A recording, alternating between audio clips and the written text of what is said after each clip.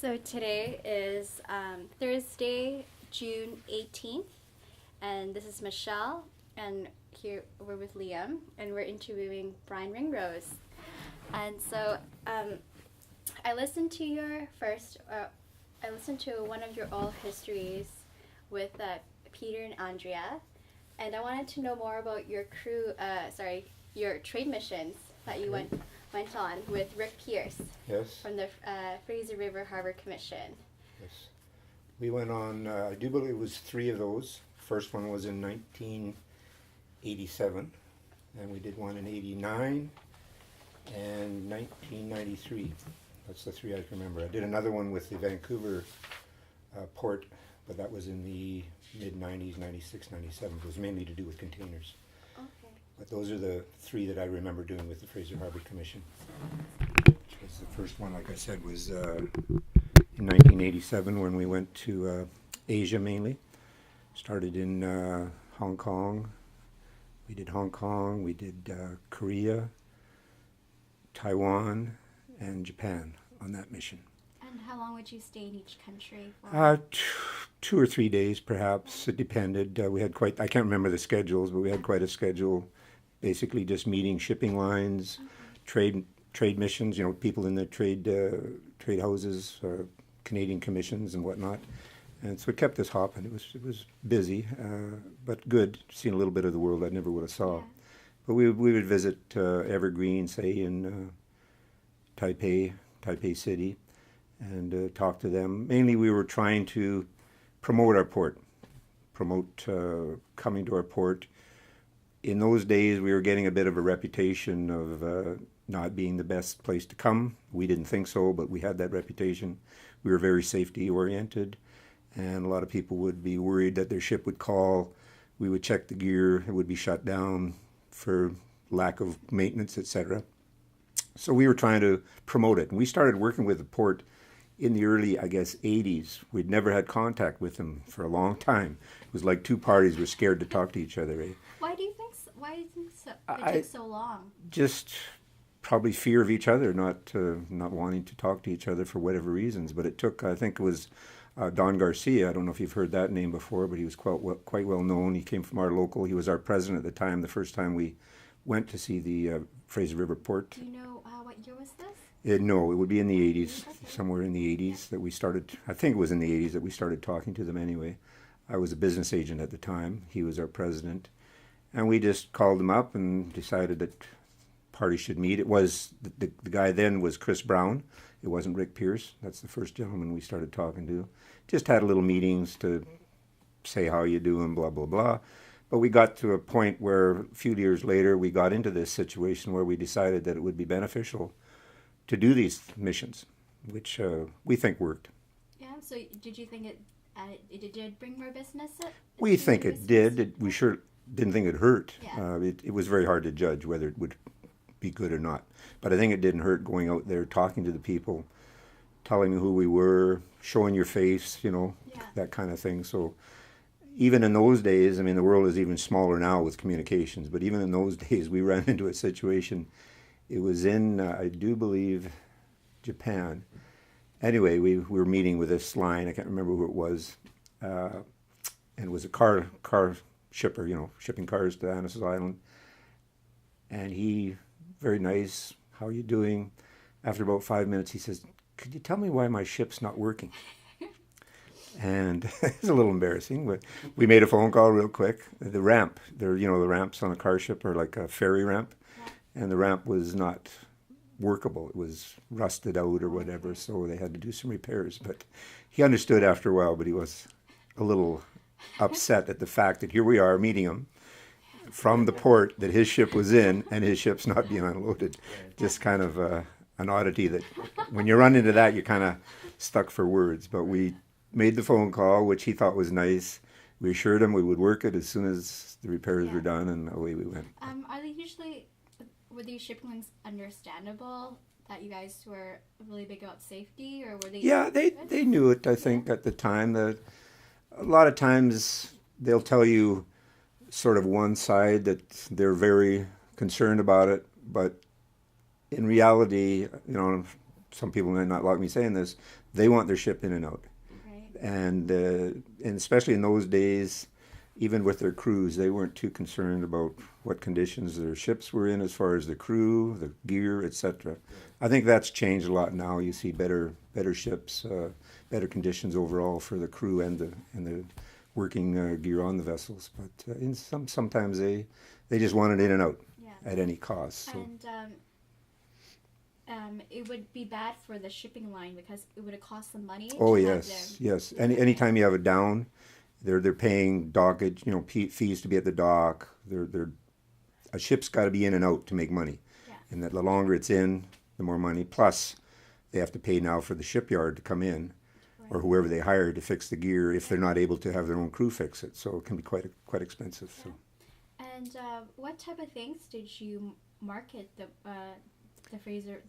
The basic port? of the whole port, which at those days was basically Fraser Surrey docks and the car terminals. And so any collars, might be steel collars, bringing in steel from Asia, the car market, anything that would call the river, we tried to see them, or somebody else that might not call, but we would knock on their door just to let them know, here we are. If you're ever going to be shipping to the West Coast, we're an opportunity to use our port.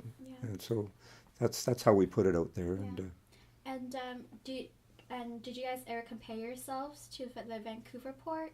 No, we didn't get into that type of a situation that we would, we always just said that we're competitive. We can do a good job, and we didn't try and say that we could do a better job than anybody else. We just said that we can do a good job. We can do the best you can, get. We showed them our numbers that we thought we could do, and we always were a very good port for handling steel products.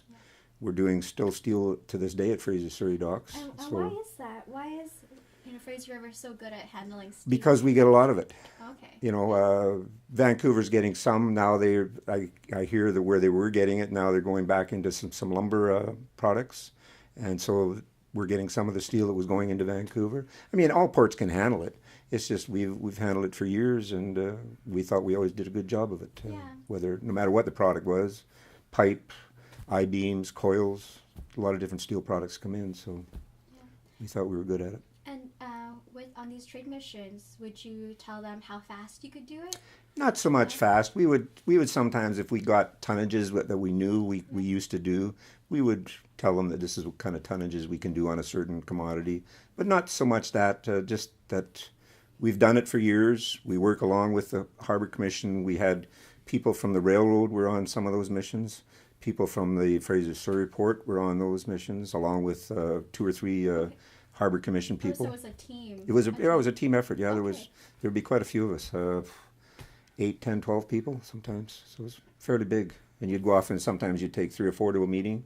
Another group would go to another meeting. So we had a big group of people, just about on every one of them. Yeah. And how would you set it at the meetings? That was all done by basically the Harbor Commission or the port, or excuse me, like say Fraser Surrey or somebody else. They would have an agenda all set for us. Lucky me, I just would go.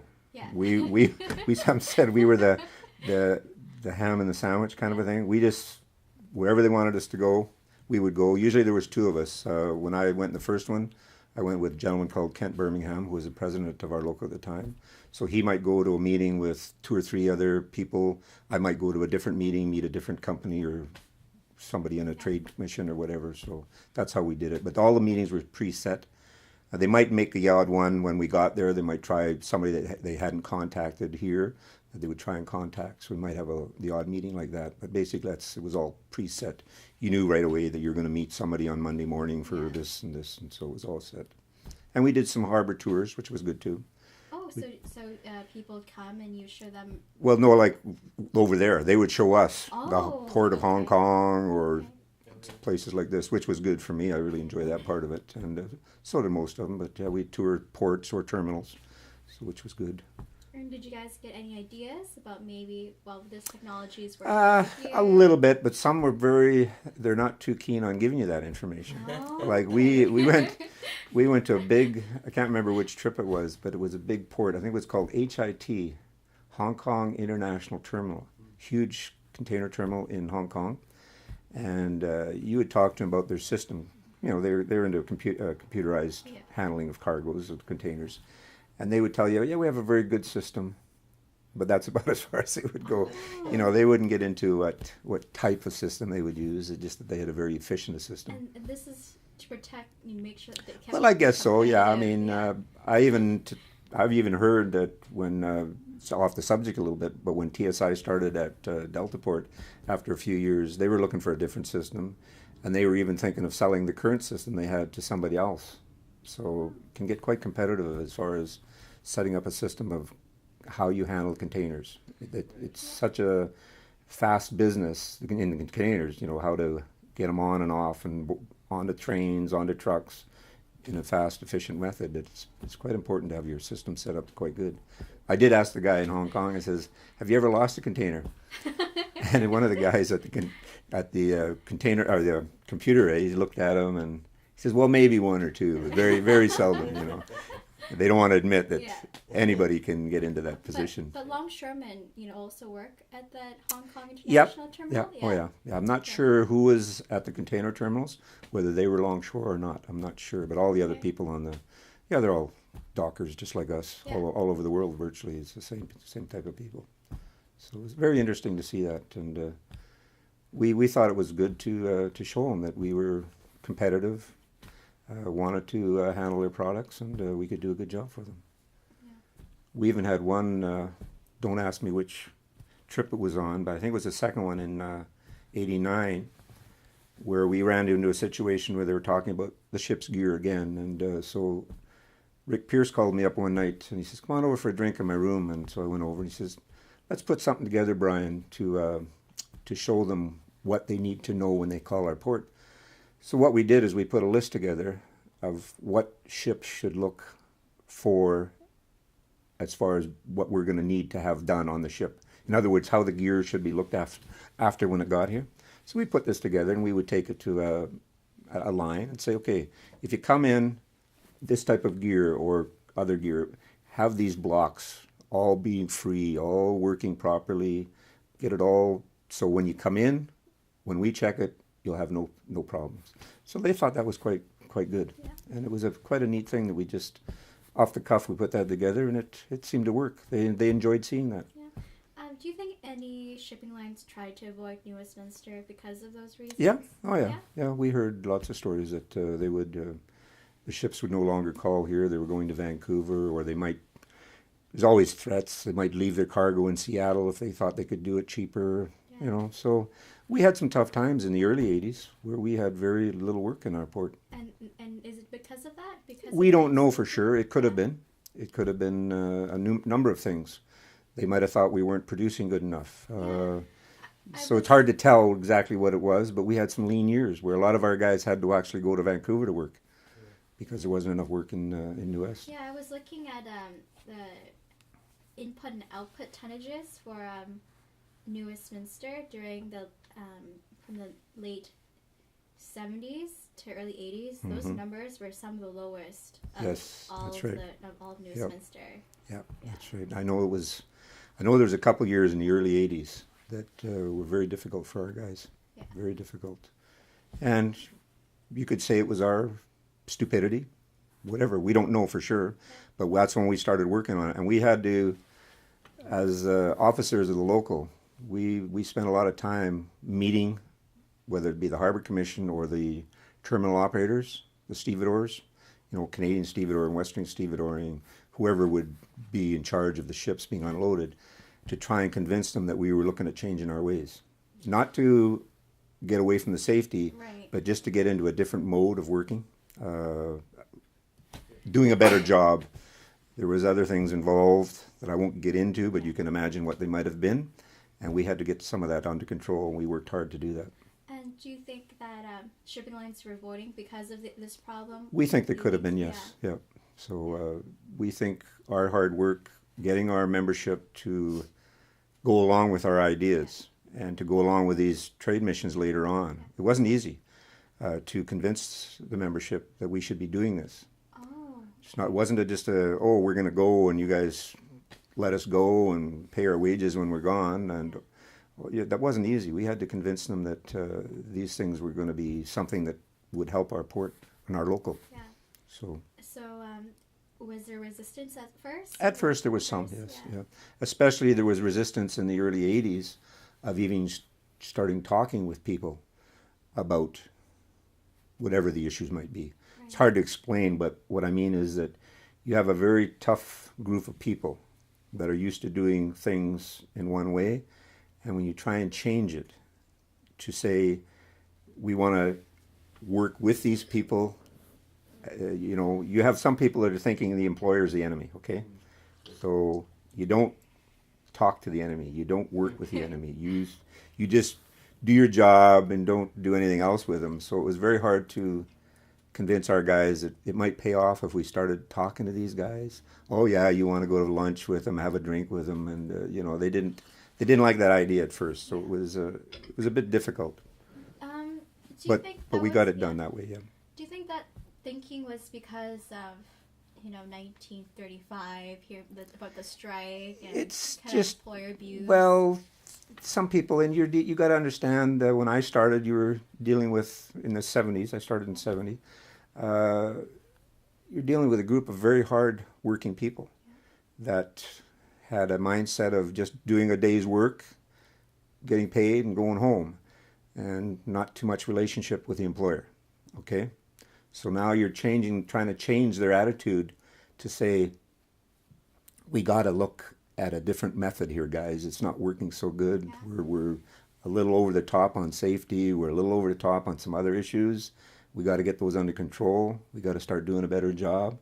Now you're talking to some people that we're going to tell you where the hell to go on that issue. So he had to walk a fine line to do that, but it worked out.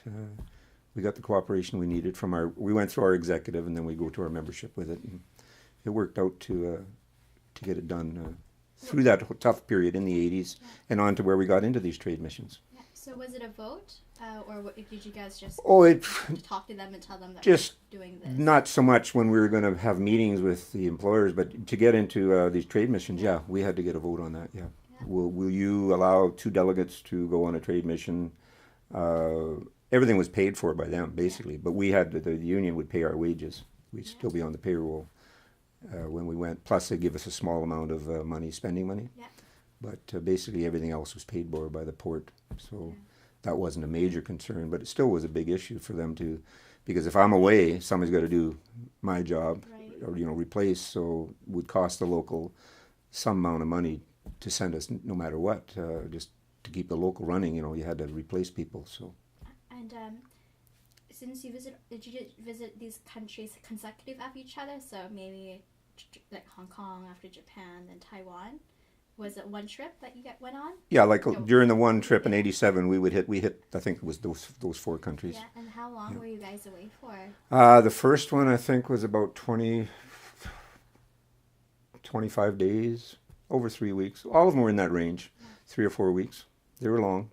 We were quite happy to get home, actually. I had enough wearing a bloody suit and tie. It was not my thing to do that. So, every day was get up, put a suit on, go to meetings. They were good, but it wasn't like everybody thinks travel like that is good. I've seen some of the world I wouldn't have saw, but it's a tough go. You were really rushed. Yeah, and you are, and it's especially when once again I did hit some of Europe on that trip. Not that trip, the next trip in '89. And that was even harder because, like I said, you're going from Antwerp to Amsterdam on trains, and it's not much fun. And we were packing a lot of luggage then because the port would bring a bunch of pamphlets, material they needed to show the people. So there was a lot of luggage I had to look after. So it was a hassle. Yeah. It was a workout. Yeah. Can you talk about some of the pamphlets? Like what would they say?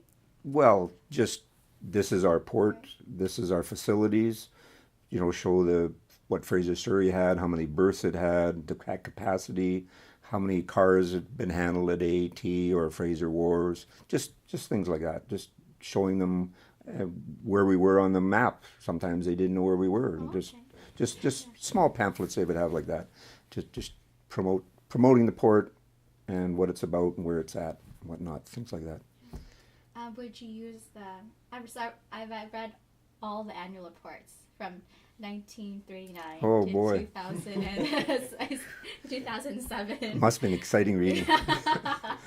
But it seemed like the annual reports were used as a marketing. Oh yes, they would. Yeah, they would have that information. The local didn't pay much attention to that kind of stuff during our time. Like we would get reports from the Harbor Commission over the time, but our bottom line is when we were talking to stevedores, how much tonnage were they doing in a day and numbers like that. That's what we were more concerned on. We didn't get into the annual reports that much unless we were meeting with them and they would tell us it's a good year, a bad year, it's mediocre. So yeah, but the port used a lot of that information to tell them what kind of tonnages they did handle on the river and what they were capable of and what the future would bring. So yeah, that was done as a pretty good marketing tool for them. Yeah. So do you think it was because the years were really lean in the late 70s and 80s?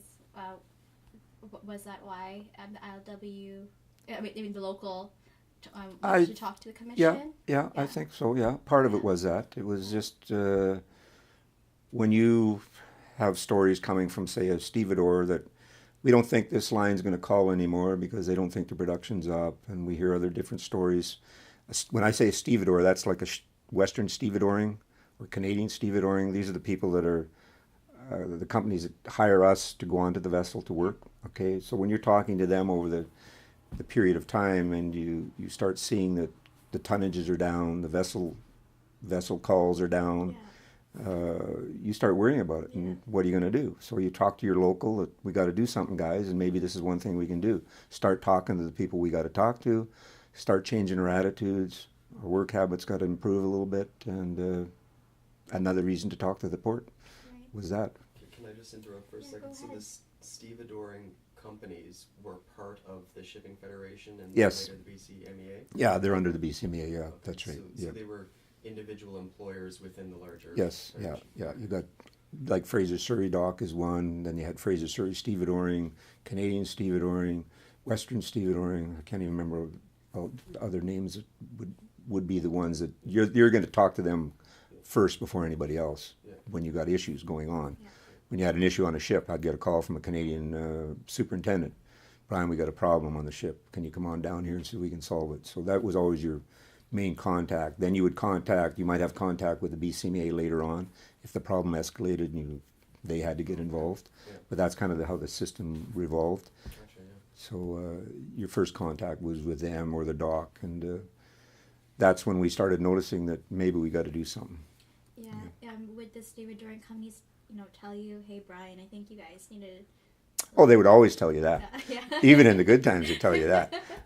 But you had to look at it, and sometimes you knew they were right.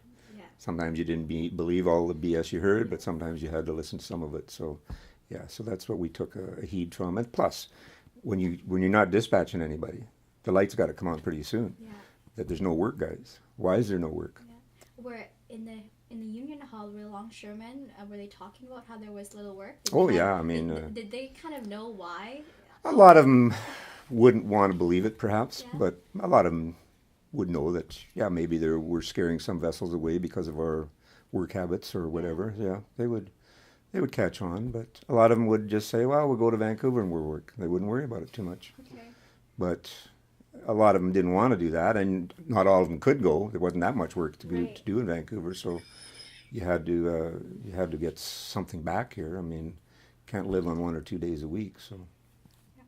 So the second time around, when you went to Europe, did you guys have less resistance? Were they more supportive? I think once they seen, when we came back and explained to them what the trip was about, what we did, then, like I said, a couple of years later, that was a lot easier just to say, yeah, sure, yeah, we think it was good. You never know. You don't know if this work was going to be there in that, say, 2-year or 3-year period. You don't know. But it did help that the work was getting busier, hopefully because of what we've been doing. And I think it was a combination of going on those things, those tours, plus our guys changing somewhat their habits. Yeah. We're a self-disciplining local. What that means is we discipline our own people. not too much done by the employer. If we can do it, we would self-discipline our own people. So we did a lot more of that, which isn't fun.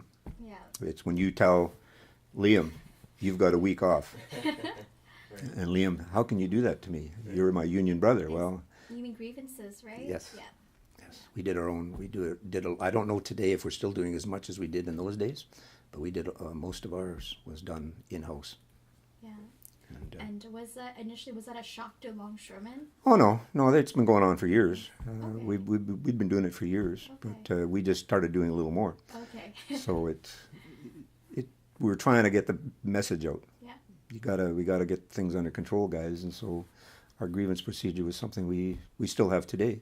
Yeah. I mean, I heard one the other day that they gave a gentleman quite a lengthy suspension for his actions, and there weren't anything. There were actions against another individual. So it's not always what you're doing on the job. It could be what you're doing in the dispatch center, even. So Oh.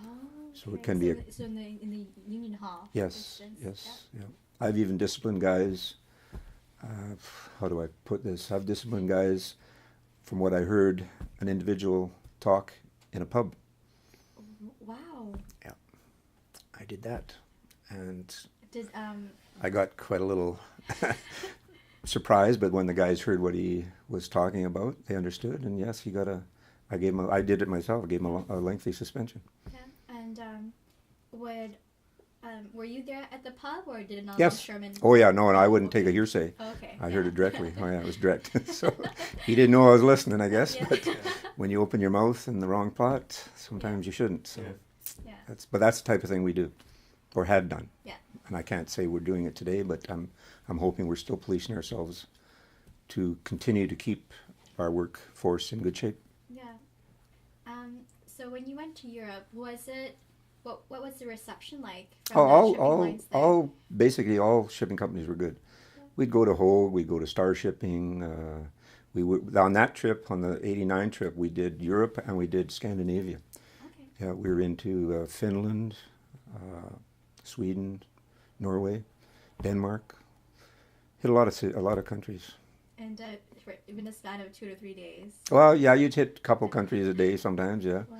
You Yeah. know, depending. But you might overnight in Sweden, and then the next day you're in Norway or whatever. But we hit a lot of different countries in a fairly short period of time. And you also mentioned Antwerp earlier. Was the same? Was that the same trip? Yeah, we were into Antwerp for a little bit, but we did Bergen, Norway, Oslo, Stockholm, Copenhagen. Jeez, I can't remember them all. We did a big terminal in Germany, Bremenhaven, I think it was called. Yeah. But yeah, we've seen a lot of different people in Europe. Not all were callers. Some were callers that would come to the river. But What do you mean by callers? the shipping lines. Oh, shipping lines. Shipping Okay. lines, it would call. I can't remember all their names, but Okay. they would not always be callers that were coming. But like I said, that's what the port was trying to do, along with us, trying to say you don't call, but here we are. Come and see us. Yeah. Okay. If you got a steel product that you're shipping, you might need to be shipping it to who knows where. Might be going to the west coast of the States. We'd say maybe we're a little shorter. If that product has got some business in Canada, rather than trucking it up from the States, we'd rather you try it out here, and just stuff like that. That's how we tried to sell it. Yeah. Did you guys ever talk about how the Canadian dollar was lower than U.S. dollars? To be more Not too affordable? much, no, not Okay. too much. That didn't seem to come into the equation too often. Didn't seem to be a major factor, probably more for the importers, I Okay. guess, more than the shippers. Like, I guess if you're importing a product or exporting a product, that would have the bigger concern. But I guess for a shipper that just, you want to put your product on my vessel, here's the cost. Yeah.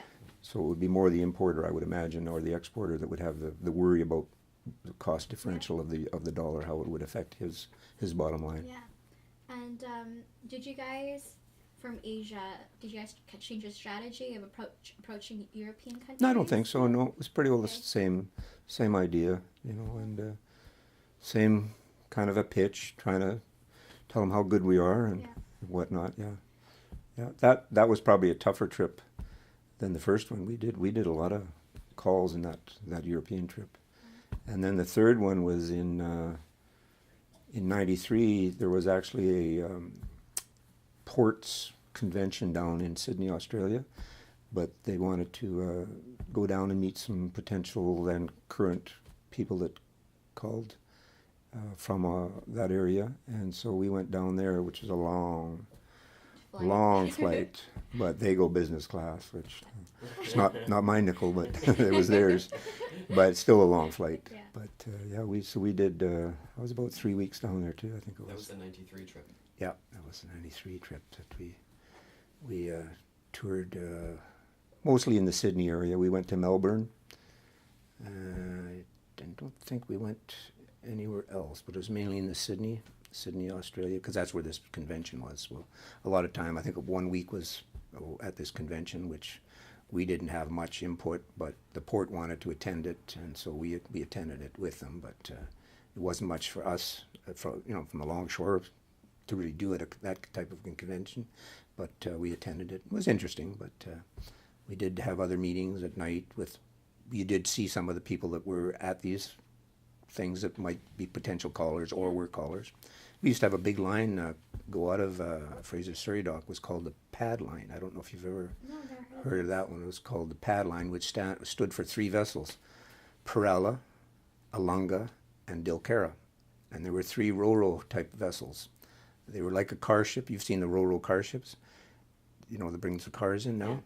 These were similar, but they would haul package lumber. They had huge ramp, like would sustain a heavier cargo on this ramp, and they would haul all different types of commodities on this, a lot of lumber on that, and that would go from here to Australia, to Sydney. A lot of it went to Sydney Harbour, so that was a big shipping line in those days. We had a lot of work out of that. Yeah. A lot of work. So, were you guys well known in Sydney? Like, were there shipping lines? Oh yeah, I knew us. Oh yeah, they knew us. Oh yes, they knew us too good actually, because we went with Rick Pierce, was the CEO of the Harbour Commission, and another gentleman that was with us was Ed Carl, and he was their marketing type. I don't know what his title was. I called him marketing. And one day, me and Ed, we had a bit of a day off, or afternoon off. So he said, "Brian, let's walk down to the harbour." So sure, sounds good. And in those days, there was you could walk right onto the docks, eh? So we walked on, said hello to a few longshoremen. "How you doing? Do you think we can go on the ship, guys? Seen a vessel there?" "Oh yeah, sure, no problem." Looked at the name of it. "Oh, this is a caller that comes New West. This ship was in New West not long ago."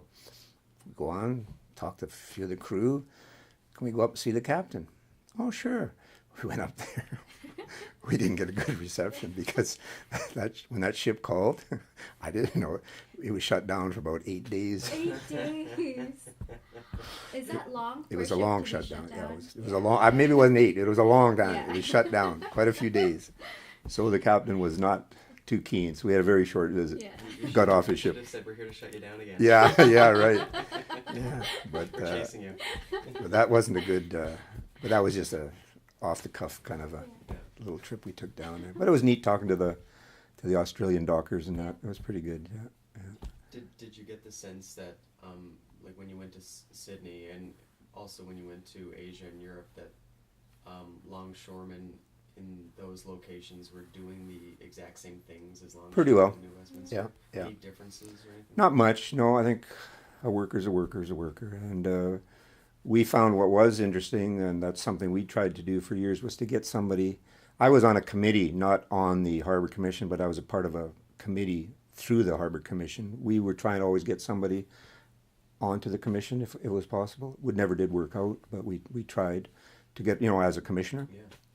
But in some of the someone from the locals. Yeah. Okay. But in some of the countries, I know, I don't know if it was Sweden or Norway, they had dockers representing their commission as part of their harbour commissions. So that was very interesting to see that they had actual workers right on the commission, And giving their that's a input. good thing. Well, giving your input, I mean, because here you would have businessmen, you would have people that were working on the river were commissioners. One was a towboat company. Another one owned a boat, marina. So those are some of the type of people they had on the commission during those years, the Fraser River Harbour Commission. So we thought, why not have a longshoreman? never happened, but we always thought it would have been a nice thing to have, just to give your input and to show that this is what we would like the Harbor Commission to look at doing, because there's a lot of things that go on, land development, dredging. There's a lot of things that they're involved in that have a direct impact on our work. Yeah, so it was good to be at least included in their meetings, and we were invited to some of their meetings and some of their dues. So that was good. It was a good thing to get involved with it. Kind of sad when they amalgamated with Vancouver Port. Yeah. That we didn't, we weren't too keen on that happening, but there's nothing we could do about it. But it was nicer when we had our Fraser River Harbor Commission. Yeah. For the Fraser River Harbor Commission annual reports, dredging was a huge expense. Yeah, very big expense. Yes. And would you guys see them dredging? Oh yeah, all the time. Oh yeah, sure. They'll be right close to the docks. I mean, they have to keep the channels open.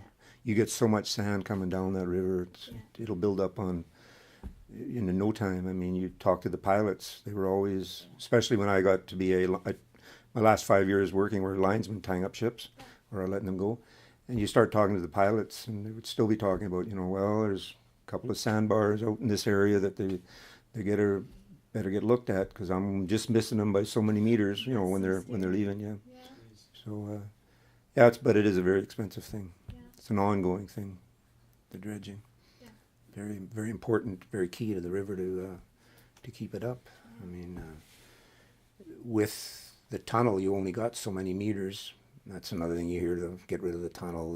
They don't want to get rid of it because it'll open up ships, too big of ships to come up the river. That's always people against whatever. So that's a factor that they always work on, that with the tunnel. I forget how many feet they have there. You got to keep that for the vessels that can clear the tunnel. Yeah. So it's always what key. What tunnel is that again? Yeah, Massey Tunnel, George Massey Tunnel. Yeah. Oh yeah. So they're always talking about replacing it with a bridge. I don't think it'll happen in my lifetime, but so those were very key factors for us being involved with the Harbor Commission. But the trade missions, I thought, were good. I don't think we're probably going to do any more now that it's changed, but we did do one with the Vancouver Port, and that was basically, I know why I went, but I think it was because they were looking at the expansion at Deltaport. Yeah. Nothing to do with the river, but they invited us along with Vancouver Longshoremen. Their president, I was president at the time. We went down to Asia with them in that '93 trip. That was basically to do with Deltaport coming on stream and the work at Vancouver with containers. Basically, more just a containerization aspect when we did our meetings with them in '93. And did you hit the same countries? Pretty well, yeah. Even some of the same, because we hit some of the container people because Surrey did some containers, Columbus Line, through the '80s and whatnot.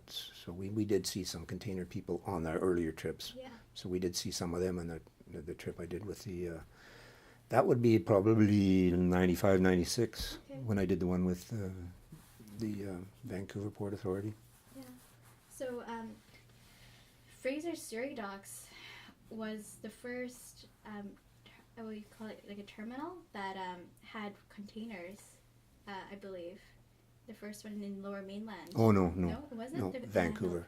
Vancouver handled containers first? Yeah, oh yeah. Oh, Vancouver was first before us. Yeah, they were always ahead of us with containers. Yeah. I can't tell you what years it was, but they had. I mean, we handled the odd container. There would be ships coming in that would have 2 or 3 containers on them, but that's not what we would call containerization. You know what I mean? Right. Just the odd, that pad line I talked about. They would have containers on them. Yeah. We would drive them off with like a ro-ro, similar machine you see at the terminals right now. We would drive right onto the ship. A machine on the ship would put it on. We'd drive it off. But it wasn't the type of containerization we're talking about now. It was very, very small, very limited. But Vancouver had the container terminals before us. We did get those first 2 container cranes at Surrey sometime in the 70s. I do believe it was. But they were used for a lot of different things, not always containers. Okay. They took other cargoes off of vessels, pipe or whatever, sometimes huge pipe or project cargo they would be used on, but we didn't get into a lot of containerization. We'd get spots where they'd have this Columbus line come in, but the numbers weren't huge. Yeah. They weren't big like they are now. But we did have our times. Now they're still handling cans there now, but not on a large scale, not like a major container terminal. Yeah. But no, Vancouver would be the Okay. way ahead of us on that. It seemed like Asia was really important. Did Longshoremen or the Harbor Commission think that Asia was extremely important?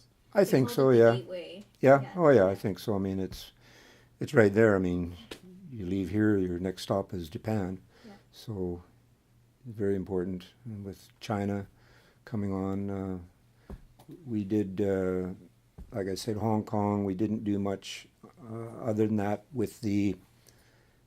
When I went on the one with the Vancouver, we went into China, went into Beijing, and we had meetings in there, but not so much with the Fraser Port. I know they did some of it. They went into China on one of the trips, but we didn't go in with them. Yeah. We were at Hong Kong. I didn't go anyway. Maybe somebody else did, but I didn't go into China on those trips. Just did, like I said, Korea, Taiwan. Well, that's China, I guess. But Taipei City was very busy for a small island. Yeah. Did a lot of business. Evergreen Line, one of the biggest shipping companies, is in Taipei. So huge shipping line. So that was a big hauler, very important. Yeah. Huge, massive company. They hadn't even had their own restaurant Like their own restaurant in their own building. Wow. Yeah, their own huge office complex. I don't know how many stories high. And they said why I remember it is because they said tonight you have to come invited for dinner. Well, okay. And then the name of the restaurant was something abalone. Yeah. And I'm not a great seafood eater. Oh. And they do this abalone, like they do it like for weeks. It's quite a delicacy, Yeah. and blah blah blah. And they put this in front of me. Well, And they must thought it was a treat for you. oh yeah, they're and you're trying to be so polite. You don't want to. Yeah. I mean, I tried it, but that's about it. I can't eat that. And then they offered another. Trying to remember which guy it was, which one of our delegates.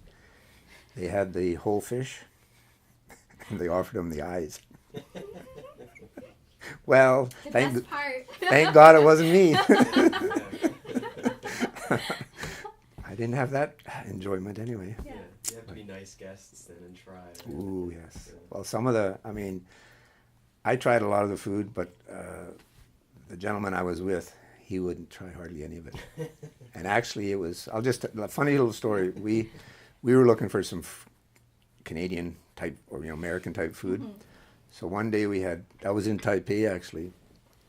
We'd asked the hotel where we might find a McDonald's or something. Oh yeah, it's a short walk. We walked for maybe 2 hours. We came around a corner.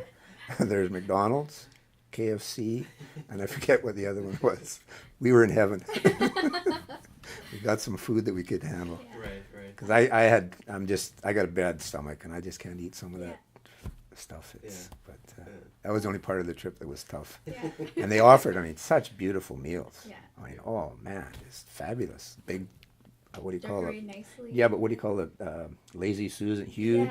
Yeah. Where they would put one dish on. And you spin it. Then you'd get yours because there might be how many people at this huge round tables, big tables, And the one guy, I remember him. I won't tell his name. I think he was with Canadian National Railroad. He's eating something, and then he asked one of the Koreans what it was, and he told him squab. And he said, "Squab, what's?" He didn't dawn on him right away. It's pigeon. Well, he started to go green. I thought that was good. I could eat that. I figure, it tastes good. Yeah, that was good. Yeah. I could eat that one, but he didn't have no luck with that one. Yeah. Yeah. So. Did you guys hire a translator? There was always. We never had a problem with the language. There was always somebody. Just every meeting we had, never had a problem. There was always somebody there, whether they deliberately did, but most of them could speak English. Yeah, we're quite surprised. Yeah, yeah. That's nice. Most places, whatever. If a lot of you might have where the say the CEO of Evergreen may not, but he'd have somebody sitting, whether it be his interpreter or maybe his vice president or somebody. He might have to interpret it for us, but it was always something we didn't have to worry about. It was the shipping lines. They looked after everything like that for us, so we never had a problem that way. In all the countries that I visited, you know, and in Hong Kong, well, English is the main language there anyway, so it was never a problem. Yeah. Yeah. And what about kind of the culture there? You know, Japanese. You know, they bow, start shaking hands. Like, Oh yeah, we were told certain things to do that were, I can't remember them, but we were told what to do. Sometimes one thing was business cards. Yeah. Business cards and some of those is very important, and the way you give the business card is very important. Yeah, with two hands. Yes, that's one of the ones I remember, and you're supposed to receive it, and I can't remember, but read it, Yeah. and then put it down. You don't just put it away; you put it down on your table or whatever, and you do it quite a. I think that was Japan and somewhere else. Maybe Korea. Maybe in Korea it was, yeah. But that was we were told that you had to try and do that, and just on your hellos and. Well, I tried to learn a few words. I can't remember them now, but a few words you try to learn, Japanese or Korean or whatnot. Yeah, which, just kind of build like camaraderie. yeah, You know? if you could say hello in their language, it was really appreciated. Yeah. And like I said, and to try their foods and to try their drink, and the drink. Ooh, boy. they like the drink. A lot of this. Some of the lunches were like 2 or 3 hours. Yeah. Oh, Dishes upon dishes. oh, and drinks upon drinks. I mean, and then you'd get into, and maybe on the evenings one, it was even a little longer, and they'd get into this kind of power drinking. Yeah. I can't remember their type of liquor, but Like sake or rice wine. yeah, some of, but in Korea it might have been even beer, but Soju? yeah, but they would, whatever it would be. Was you ever heard of kumpai or gumpai? Oh yeah, I've heard of it. But anyway, you might say to me gumpai or something, and so I got a drink. Yeah. I got a drink, and then it's like cheers. yeah, it's that basically. basically. Then I'd go to this guy. Well, cheers to you, and you go around the table doing this type of thing. So, but it was part of, like you said, part of the culture, part of the of meeting them, and yeah, I enjoyed it. I went out for drinks with some of the people that later on, just go with them, and especially nice when they could speak English. Got talking about their families. We even met a gentleman that we'd met in Korea. I wish I could remember his name now. It's so many years ago.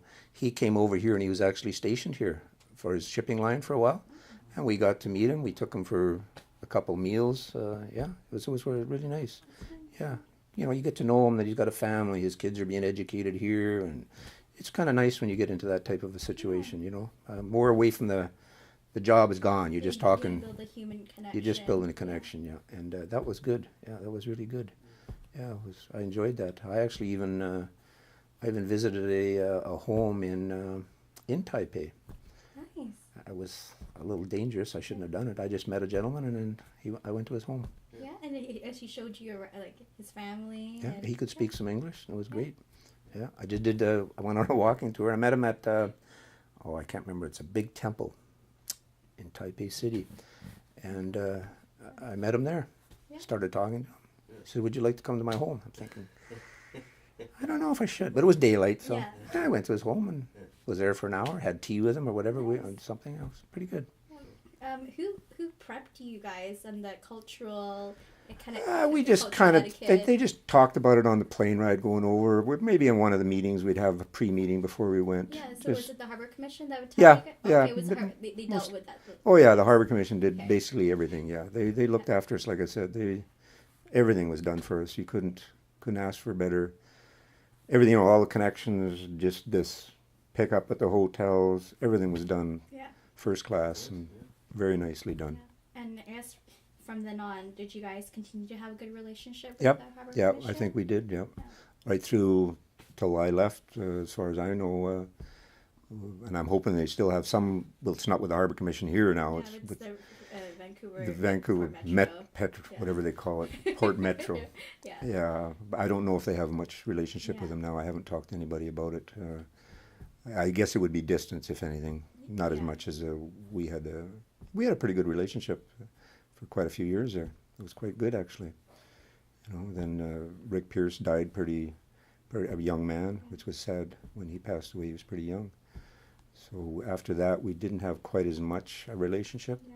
But he was a great guy to deal with. Very down to earth. I mean, business was business. But then when you undid the tie, he was quite a nice guy to go with. He was nice all the way, but you know what I mean. Yeah. Business was first, but then could let the tie down, and we had some good fun. I remember actually on one of his trips, I think it was in Hong Kong.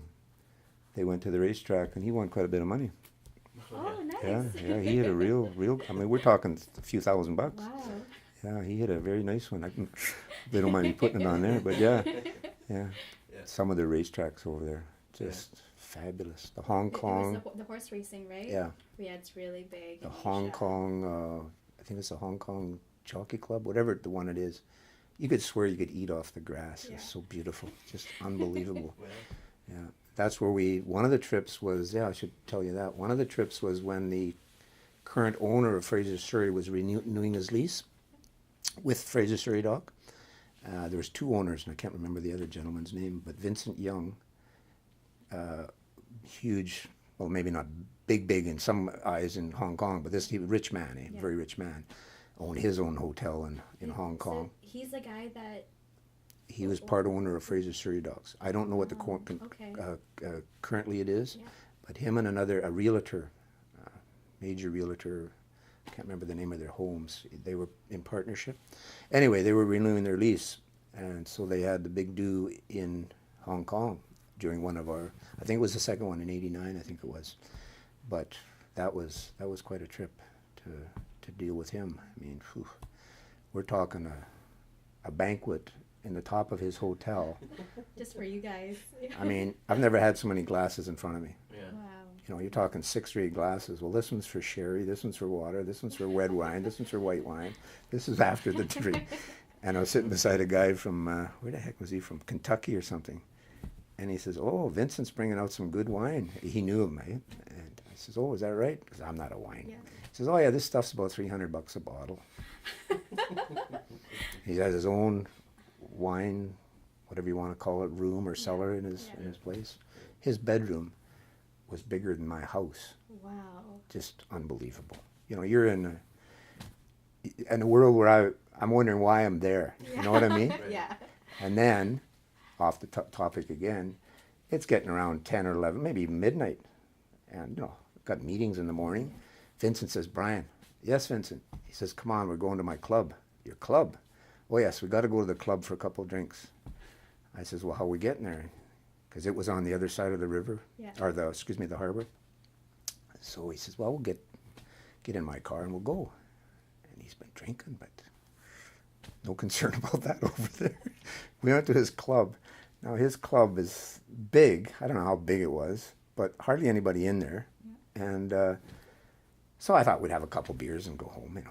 It was more than a couple beers. But first down, you sit down, and a woman comes over, a waitress or whatever, hostess or whatever you want to call her. "Would you like a beer?" And I says, "Yes, I certainly would." She says, "Well, there's only one rule." "And what's that?" And Vincent has a rule that if you want a beer, you first have to sing karaoke. I said, "You got to be kidding. This is now 1 o'clock in the morning or some crazy thing." I says, "Well, smart me." Yeah. I says, "Well, the only songs I know would be Patsy Cline." Yeah. They said, "We got every song Patsy Cline ever sung." Oh my goodness. I kid you not. So I had to pretend I sung a little karaoke to get a beer. And this Peter beside me, he came with us too. He had to do the same thing. But there was only about 4 of us that went to his club. But that was a tough morning the next morning. The tie went on very tough in the next morning.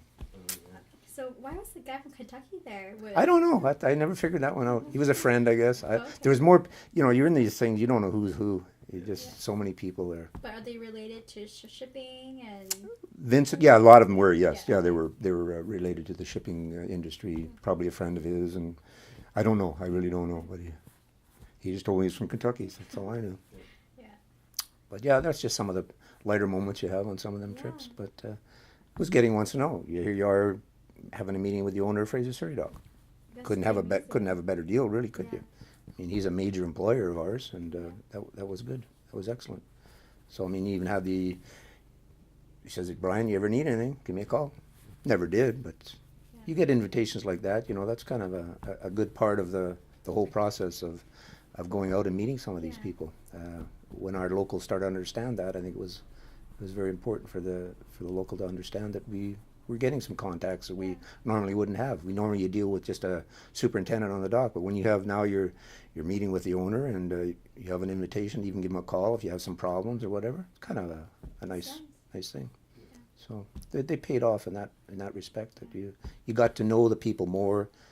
We even got to know the Harbor Commission more than they knew us, and vice versa. So it was good all the way around on all aspects. And so when you came back, I guess the members expect like a report. Oh yeah, we'd we'd give them a presentation. Oh yeah, we'd give them a good report on it. Yeah, there was usually two of us. If I was alone, I'd give some of the. I was alone on some of the tours, but yeah, we'd give them a report. Tell them what was going on, and oh yeah, you had nothing but fun, that. But yeah, it was good. It was well received then. Like I said, to allow us to do. I know I went on 4. I'm sure. I don't know if I went on any more than 4, and Kent Birmingham I think went on a different one than I did. So we did a lot in that late mid '80s into the '90s, So it was good. And it would be a report to the executive. First, the executive. Yeah. We have our executive meeting, and then we'd report through the membership too to let them know. Yeah. Did you guys consider going to other continents, maybe like South America? There was talk actually, and I don't recall if they did or did not. I know there was talk of going to South America. Yeah, and there was even talk of even going down to Mexico. We were getting some Mexico cargo. But I don't know if they ever did any of that. To my knowledge, they didn't. But I know they talked about going to South America, it's so close. Close, yes. So we do get some product from there, not that much that I'm aware of, but we never went. To my knowledge, maybe the port did. I don't know, but we didn't go. Brian, we're talking about trade missions, but were there any other type of trips abroad that Local 502 would participate in that were not geared around trade missions with the Fraser Harbor Commission? I noticed in the archives that there was, as early as 1960, the ILWU in, I think, Vancouver and maybe also New Westminster, so 500 and 502, I guess, were involved in a delegation to Cuba. And it didn't have anything to do with a trade mission. It was just something organized by the BC Federation of Labor. So yeah, that would be more union type business, whether it be maybe they were having a problem, they wanted to show support. Yeah. I do recall something on that. I was working in the 60s, but I wasn't a union member till 71. Right. So some of that stuff I may not have heard about too much. Being a casual, you don't always hear what's going on. But they would do certain things like that. I know guys have gone, whether it be out of Vancouver or maybe our local over the years, to maybe say Mexican longshoremen are having problems, or they go down there and try and just show support, solidarity. Yeah. So they've done certain things like that. I've never been too much involved. I've gone to ones. We did one in Portland. We were down there for a convention. We did one. They were trying to organize actually a bookstore. They were trying to organize, and we did it. And that was kind of exciting because you wouldn't believe the mounted police and the police present. Really? Yeah, they don't mess around down there. They're scared that it's going to get out of control. It's the police are scared longshoremen are. Well, you never. It's a peaceful march. Right. But they had a police presence that I couldn't believe. Yeah, you didn't want to get out of line down there. I'm telling you that. But I've other things I've done off this kind of subject. But I've gone on small trips, say down to Portland, Seattle. With there was one gentleman, Eric Tosford, that was looking at doing some making a terminal, different places on the river. He was thinking of some bulk cargoes, whatnot. So we've gone on little trips with him, say down to Portland, Seattle, to look at similar facilities that he would want to put in place. So we've done some little trips like that over the years, but nothing ever worked out. But it was always a chance. We even had a contract almost signed with him, but his terminals never materialized. But we've done smaller types of things like that over the years. Would there ever be like a big convention of the ILWU that 502 would send delegates to, like say Oh, in yeah. San Francisco? And Oh yeah, there's always conventions. I've gone to a couple. I went to one in L.A., gone to the one in Portland. I missed, my wife wants to kick my butt on that one. Well, kick my daughter's butt because our daughter was getting married, and for the one in Hawaii, but we didn't get to go to that one because we met a lot of people from Hawaii on our convention in L.A. So we got to know some people pretty good, and even had correspondence with them for a few years. But then we lost touch. But we never did make it to Hawaii to that convention. But yeah, those happen every 3 or 4 years or whatever it is, the annual convention. Yeah. And what type of things do they usually talk about? Just issues of what locals are facing, what the industry's facing, whether it be modernization and different issues like this. Just basically a lot of different issues. Sometimes it got a little too political. Yeah. You know, you're looking at a lot of places that, especially the States, they do a lot of campaigning for different congresses and whatnot, and so you do have a lot of those type of people who come to those conventions and speak. You know, Okay. just showing their support to the union So and maybe congressmen who are pro-labor. exactly, Yeah, yeah, okay. yeah. They do a lot more than what we do. We do some up here, but not quite as much as they do in there. That I find anyway. But you would have them kind of speakers, and speakers from around the world would come. Wow. You'd have delegates come from Australia, or Japan. You know, just maybe to come and say hello or bring issues forward that they're facing in their So, in their countries. representatives of the workers. Yes. Okay. Yeah, yeah, they would come from the Japanese. I think Japanese dock workers is one that they're called. I forget what it's called. Marine. Oh, I wish I could. Seafarers in Australia, I think it is. Something anyway. They would come up, and you'd always see them guys or you'd meet some of them, and That's really nice. yeah, it was good. Yeah, that's a little bit of solidarity to get people from different parts of the world to come to your conventions, and I've never gone to them, but other people have gone, especially the delegates in the States. They would go to some of the conventions, say in Japan or wherever they would hold them all over the world. So Yeah. keeps a little tightness, and you like to support them, and you also have where you get the seamen. You get representatives from there. We have representatives from here that help seamen when they come into the port. You know, and some of them get. It's a lot better now, but they faced a lot of difficulties over the years, whether they weren't getting paid or they weren't getting. Crewmen? Yes, Yeah, they weren't getting paid the right amount of money, and so we would support them. They would go on strike once in a while, and we wouldn't cross their picket lines. So you'd see a lot of them come to their delegates come to the conventions too. So yeah, it all helps trying to keep the little union together. Would any representatives from the ILA come? Go? Not too much. We met them. I met a couple of them one time. They were having some major problems. I think it was around Louisiana or somewhere down in there, and we did go to one convention where I think they showed up and were looking for a little bit of support. Yeah. It's not that you have an animosity against them. It's just they're not affiliated with you, so Right. they're doing the same job as you are. It's just Yeah. they're basically on the East Coast and we're on the West Yeah. Coast, so that's about the only difference there is. Yeah. Yeah. And so you mentioned some longshoremen went across the picket line of crewmen were striking. Did a lot of that happen in New Westminster? It did for a while. I mean, not all the time, but periodically you'd have a vessel come in and they would contact. I'm trying to remember the gentleman's name that does it. Peter, and I can't remember Peter's last name. Sorry, Peter, if you're listening. Anyway, he would get contacted quite a bit that there was a problem on a vessel, and he would try and sort it out. If he couldn't, probably the next step is they would have to put up a little picket line, and sometimes it only lasted a few hours until they would get some kind of relief or get assurances from the owners in pick a country, Hong Kong or whatever, that they would get a phone call saying, okay, we're going to look into the issue.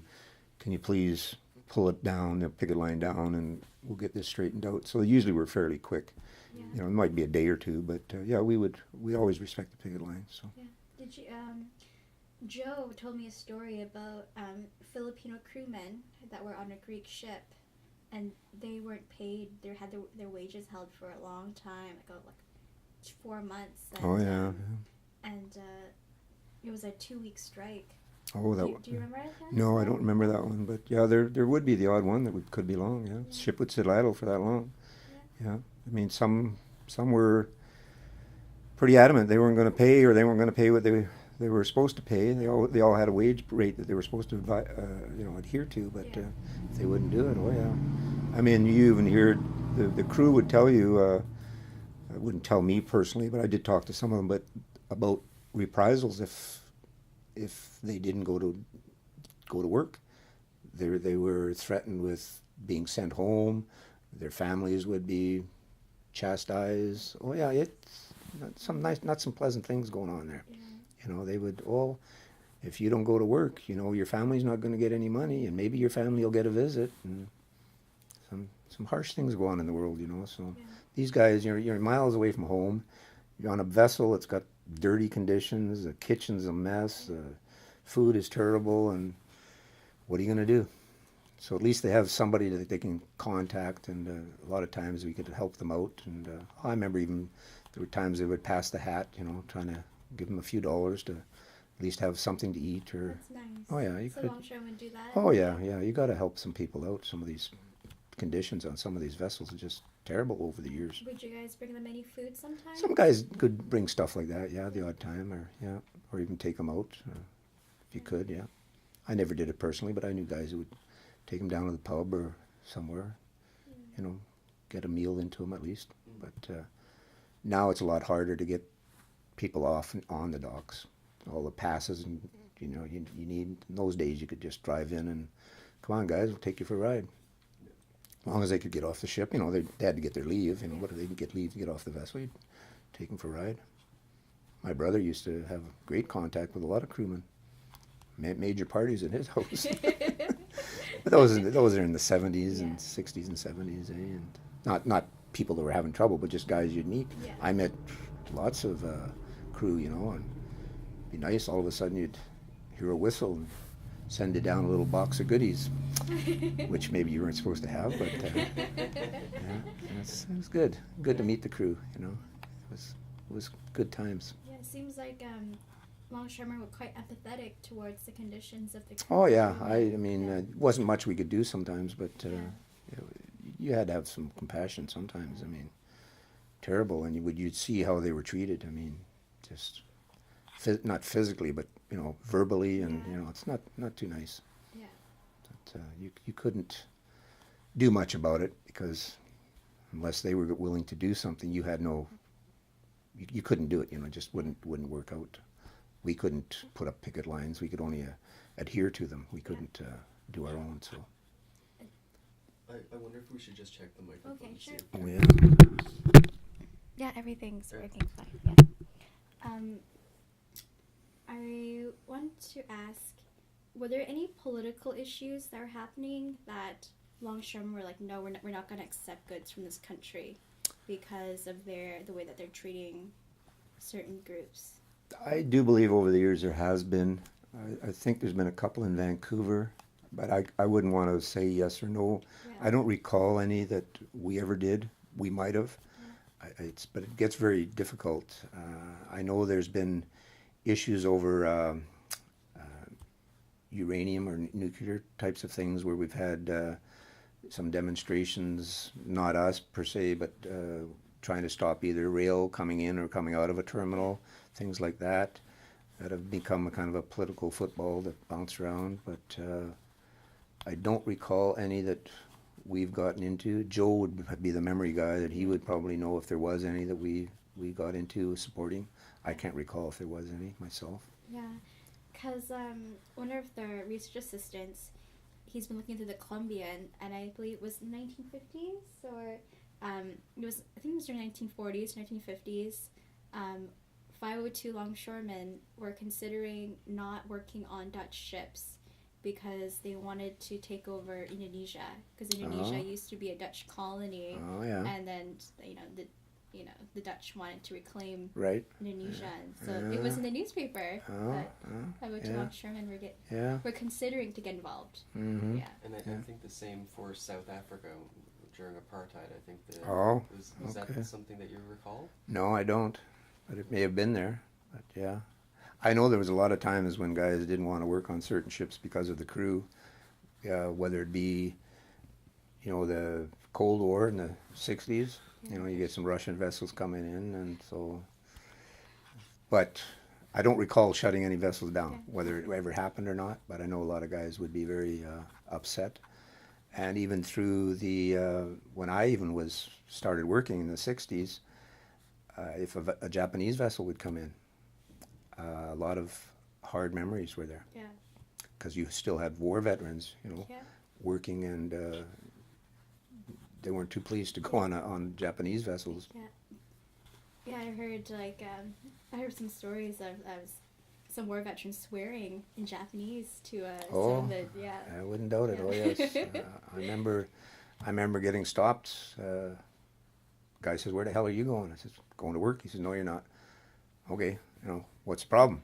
He says, "They got to take that flag down and put ours up." They had the what do you call it, the rising sun, or the Japanese flag, and he says that's got to come down before we go aboard, and our flag had better be up there pretty quick.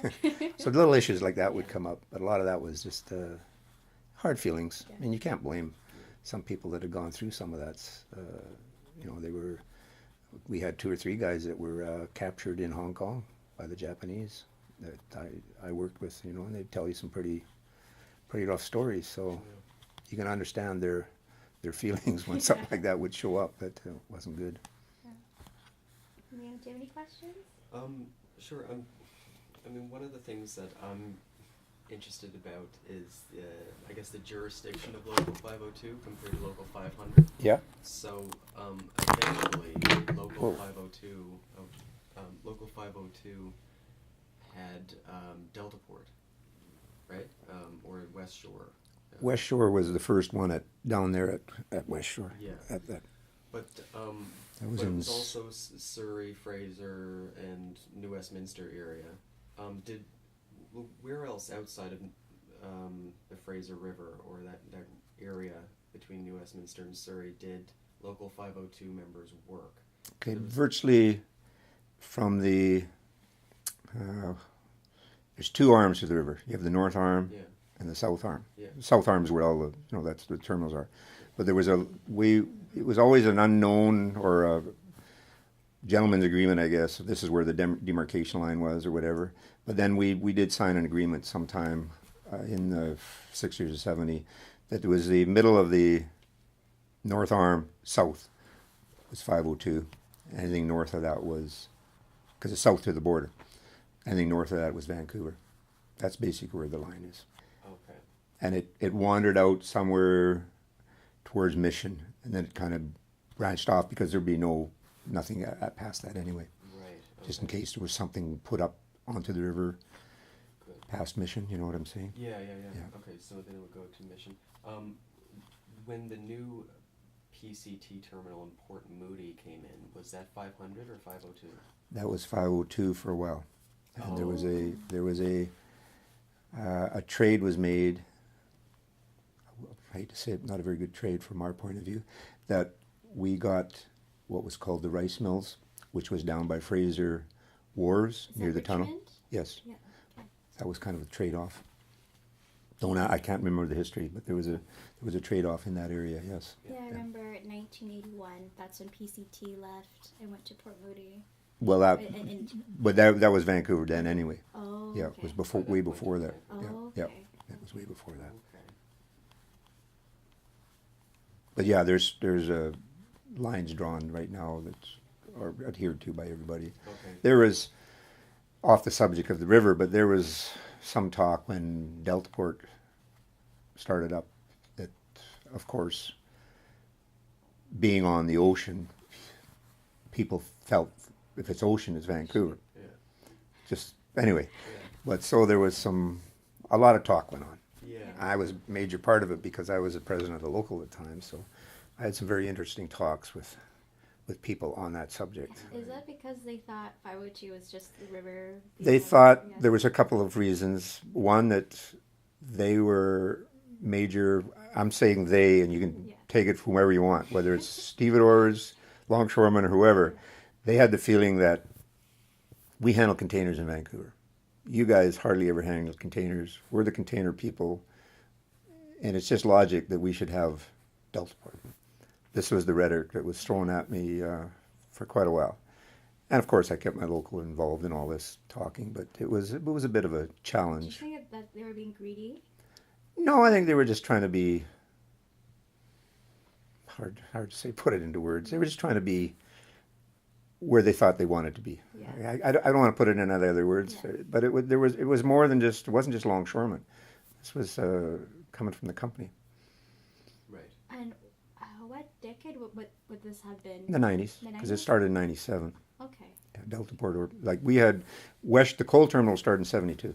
Okay. It's I think it was 71 or 72. You know, the West Shore.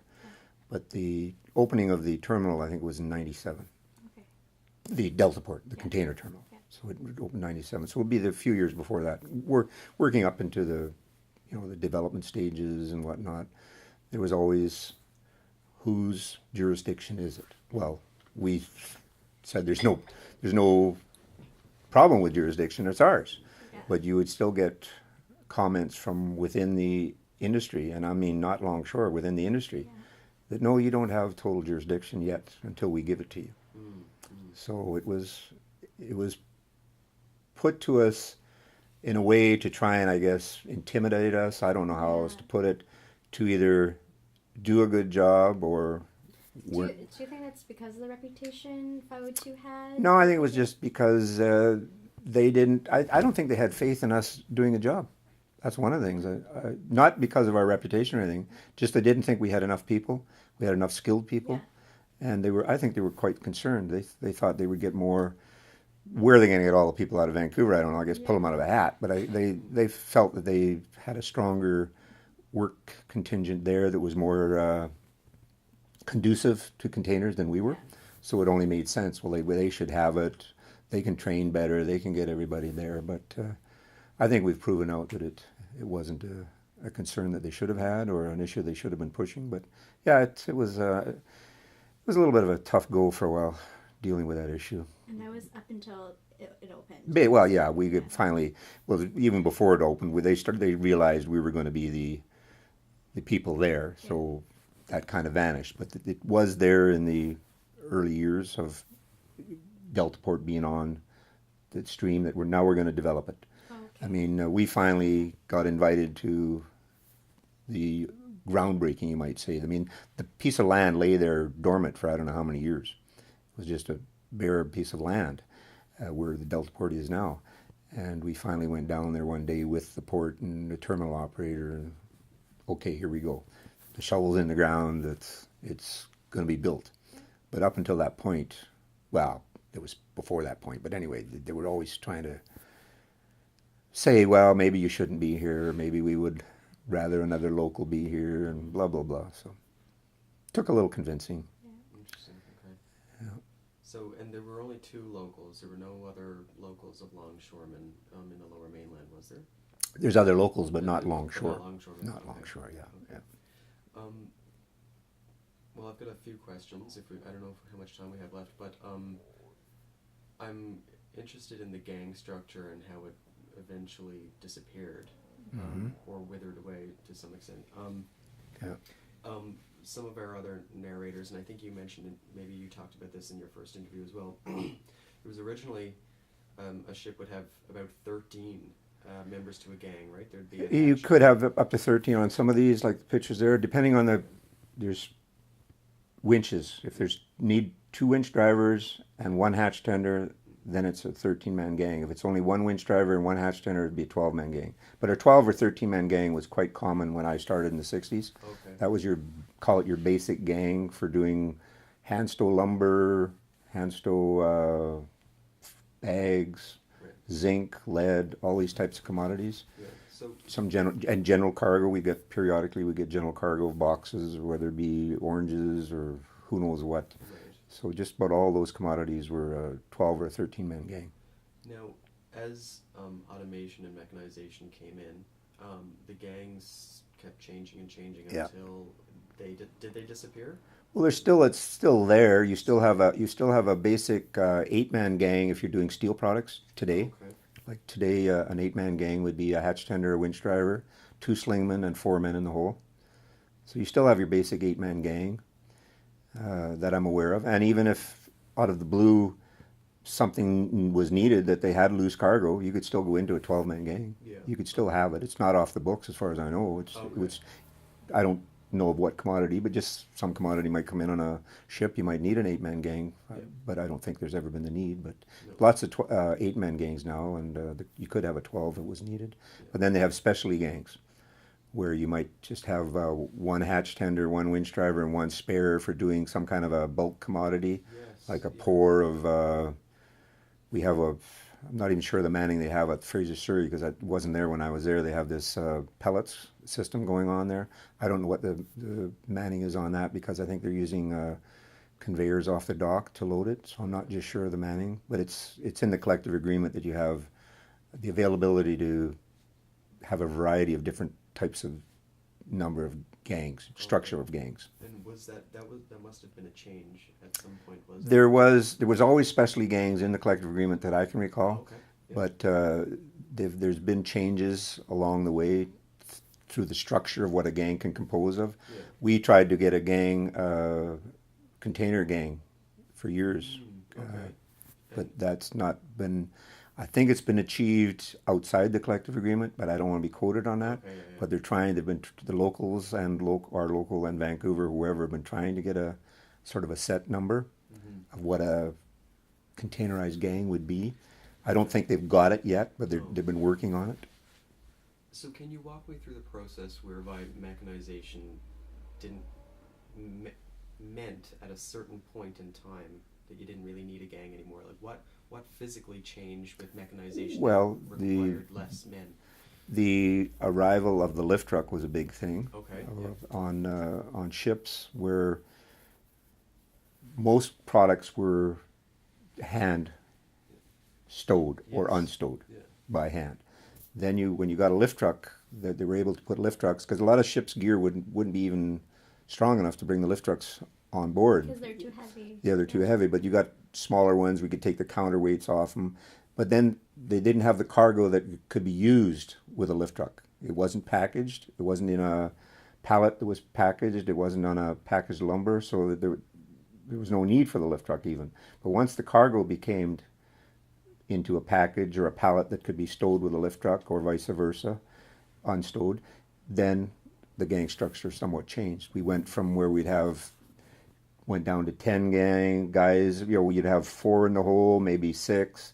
There was no real number. Yeah. Then it became, well, we got to get these numbers from the company's point of view to where it makes sense. And it did make sense that when you got into a lumber gang, stowing lumber with a lift truck, it would be a 6-man gang, Right. basically a 6-man gang, plus a lift truck driver. But the structure of the gang would be 6 people, where you only had 2 guys down below in the hold and a lift truck driver. But he was like the 3rd guy, but he's not part of the gang. He's just an extra person. Or they might have a spare, a utility man on deck to order lumber, to do certain things. So if there's so let's just take that example with the I guess lumber gang with the lift truck. Yeah. If there's 6 men down in the hole. No, 6 men total. Oh, 6 men total. Total, Okay. yep. Now I'm with you. 2 on the dock slinging up, one Winch driver. hatch tender, that's 2 more, and 2 in the hole, that's Two your in the hole. 6. Gotcha. Okay. Plus a lift truck driver, but he's not part of the gang structure. Right. Okay. Okay. So it's still, we can probably say it's still there to some extent, but it's completely depends on circumstances. Depends on the cargo. Basically, it's called cargo driven. Like a steel gang now will be an 8-man gang, Yeah. and you have your logs. I don't think they've changed that, but the logs can be a certain structure. I'm not just sure now because now they've got automatic heads on some of these logs where they hook up the load on the water with these huge slings. You put them into these babbitt holes, but when they lower it into the hatch, they lower it far enough, it'll unhook itself. No. So I don't know what they've worked out on the manning there. Right. So then, I'm curious about the actual ships themselves because I don't know anything about them, but I know that with the car terminals, did you say it was at Annacis Island? Annacis Island and Fraser Wharves. And Fraser Wharves. Yes.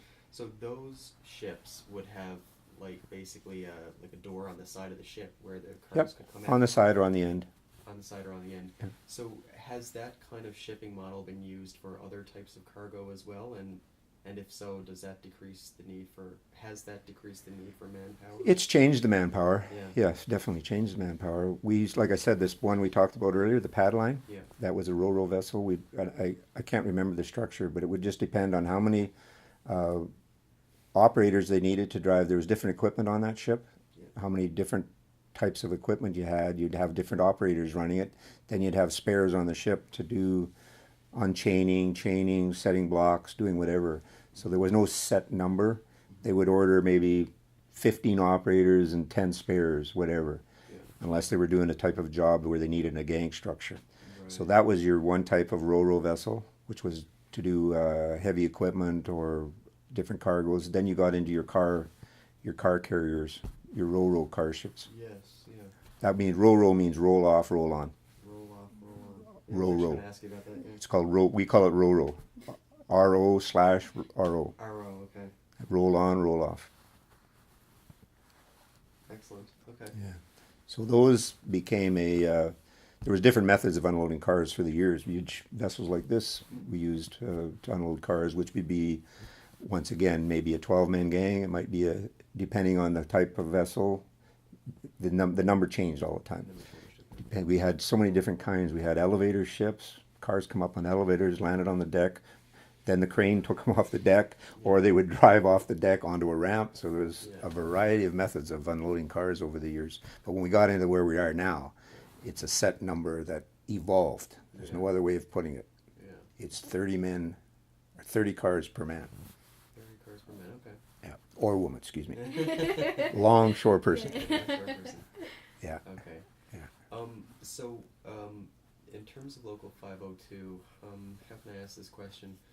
Say in the 1960s, what were the biggest terminals? I mean, there was probably small docks as well, where there was Well, when I started, it was all PCT. PCT and then Overseas, which is a continuation of the whole, but they just called them different terminals. PCT had 4 terminals. Then you had overseas, which was 4 or 5 berths. Then you had B&K, which is in between it, and there was another one in between that. I can't think of the name, but anyway, but it was the whole Westminster waterfront. There was a whole Westminster Yeah. waterfront. And Fraser Mills and Surrey Fraser docks were They were getting developed. When I got my first job, there was an elevator in 1963. There was still an elevator at a grain elevator at Fraser, Surrey, and that's where I got my first job on a Russian vessel that was loading wheat. Okay, so this leads me into, I guess, the dispatch question, because what you would do is you'd show up to work at, Joe said 7 a.m. That was dispatch, yeah. Yeah, you'd show up to the hall, I guess, Yeah. and then they would tell you where to go. Well, basically, yeah, you had a dispatch system. We have a new dispatch. Got to answer your question. Yeah, we had a dispatch system in place. Now we've changed it to where it's a job pick dispatch system, which is a lot more better. Okay. So you can pick your job. Before it was more of it would start at one berth, Yeah. and you would either turn your plate if you wanted that, if you didn't want it, and it was a schmozzle. So you wouldn't know what job you would get. You would try and pick one, but sometimes you'd go home because you wanted to pick a certain job, Yeah. but you didn't get it, Yeah. and you turned down another job. Yeah. And so you're driving home across the bridge wondering, why the hell didn't I take that other job? Yeah. Because it was just hard to explain. It was a different type of a dispatch, and we had a rotating pin. So there would be sacrificial lambs. Say you had sacks at overseas number 5, and you didn't want to go there, but one of your guys would turn, and he would get pulled, and that's where the pin would stop. Then on the next job might have been packaged lumber at the next berth. Then it started from there. Well, now everybody's up there turning because they want packaged lumber. Oh, I see. See, it was a very scary type of a situation of and it was just a mass confusion of people trying to turn their plate or turn their plate back. If it was turned, you were going to work. If it wasn't turned, you weren't going to work. I see. So it was it wasn't random, but it was a set berth dispatch. Yeah. Started at one end and you'd go to the other end. Yeah. And so, and then you do, like, your car ship would be done in a certain order too. So you had an order of dispatch, but if you didn't turn, you didn't get that job, and if you waited too long, you didn't get a job. So somewhere in the, trying to remember what year it was, I was part of that committee. We set up a job. A job pick. We had a committee, and then we got into a job pick where we could pick our job. So in other words, now at dispatch, say it's 7 a.m. I don't know what time it is now, but everybody has to be turned by dispatch time. Yeah. Say it's 7 o'clock. So you're all turned. If you're not turned, you're not going to work. So now I'm first out. I'll go just as a worker. Never mind the other ratings and that. I'm the first worker. They pull me in. Ringrose, where are you going? And you got to know, right? You know, you don't want to be slow, although some guys are. I want to go to the car ship. They just put you on the slip. You're gone. You can go. Yeah. So that it's just job pick. You pick your job in your rotation. Okay. And the pin rotates on the number of jobs. Say there's 400 people on the board. I don't know how many there is, but you might have 150 jobs. You count 150 plates. And that's where the pin stops. No matter how many people come to work or where you are on the board, the pin is counted. It's pre-counted. So you predetermine the pin is going to stop on number 79 tonight. You know that already. You know that before the dispatch. Okay. So it's all predetermined. You come in and you're number 41 and you're first out because that's where the pin stopped the night before or the day before. And that's where you start working from that pin. Yeah. Do longshoremen line up outside, before the hall is open? Is it like a first come first serve type No. of thing? No. Okay. No. That used to be the shape up. Way back in the 40s and the 30s, they had a shape up where you didn't necessarily line up, but you had to stand there and you were picked by your good looks, your whatever, who you knew or whatever. That was the shape up. That's what we got away from. That's why we're very proud to have our dispatch and very keen on keeping it. It's something that you cherish as a longshoreman. You got to keep your dispatch. So now with this newer system, this job pick system, Yeah. you don't have to. Do you still have to go into the hall every day? Not if for- you know what you're going to do. You can get called back. Yeah. And there's another. We have a pre-dispatch that I also got involved with after Deltaport got on stream, where we now do a phone dispatch, Okay. and it's done. It'll be done the day before. We had to get the company talked into giving us the orders ahead of time, and they know it's been, and it works 99% of the time. It works out. They know today what they need tomorrow. So you tell us today that you need X number of people. Yeah. Then we have a pre-dispatch. Yeah. They'll do a 1 o'clock Friday for graveyard Saturday, 8 a.m. Saturday, and sometimes even afternoon on Saturday. But whichever they decide. Sometimes it's 2 shifts, sometimes it's 3. But they'll do that on 1 o'clock the day before. So what you have to do, you have to phone in before 1 o'clock, give them your name, basically that they got everything else, your ratings, but you give them your preference. You say, Smith, my first pick is afternoons, second is days, whatever. So the guy in there, he types it all in. He does. It's quite a little job to do it, but it's a pre-dispatch. Is that just at Deltaport, or is that? Yes. Okay. Yep. Okay. And when I asked you last time, because I went on the 502 website and I saw the dispatch for Deltaport, you said that those people don't have to go to Longshore Hall.